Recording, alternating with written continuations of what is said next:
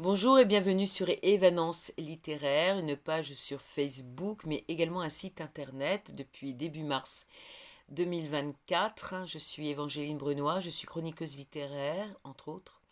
J'ai rédigé plus de 1356 chroniques, cela représente environ 750 auteurs, je ne sais pas combien de maisons d'édition.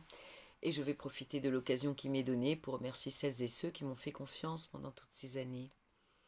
Je vais vous lire une chronique littéraire que j'ai rédigée le 24 juin 2024 concernant Là où volent les papillons de Suzanne Redfern, paru le 29 mai 2024 chez City Éditions, 368 pages traduites par Benoît d'Auvergne.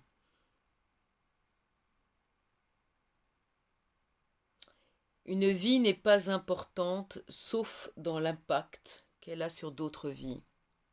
Citation de Jackie Robinson. Un être vous manque et tout est dépeuplé, dit-on. C'est malheureusement le cas pour la famille de Bee, se retrouvant désorientée et détruite par sa disparition après une noyade dans la piscine de la maison familiale.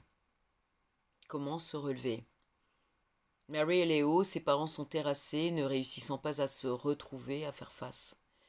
Dépression, perte d'emploi, une situation financière de plus en plus précaire. Leurs 3 autres enfants ont désespérément besoin d'eux.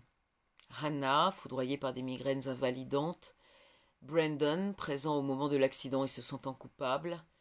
Et enfin Penn, la jumelle de Bee, certaine de l'entendre et de la voir dans chaque papillon.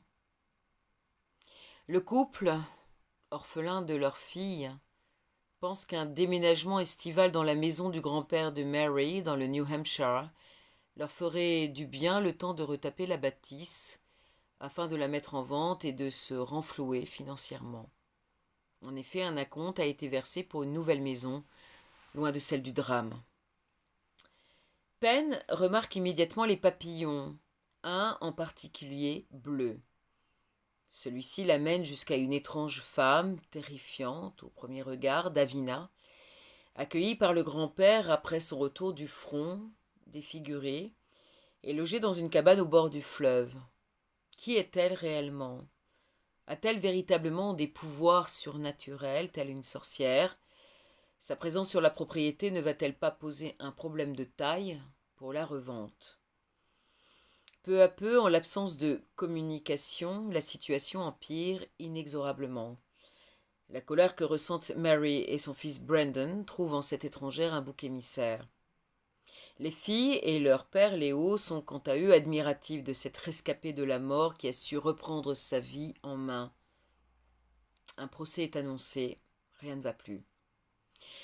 Cependant, Mary et Davina ont un point commun qu'elles ignorent. Celui-ci, une fois découvert, pourrait-il les rapprocher et mettre fin à tant de souffrances inutiles.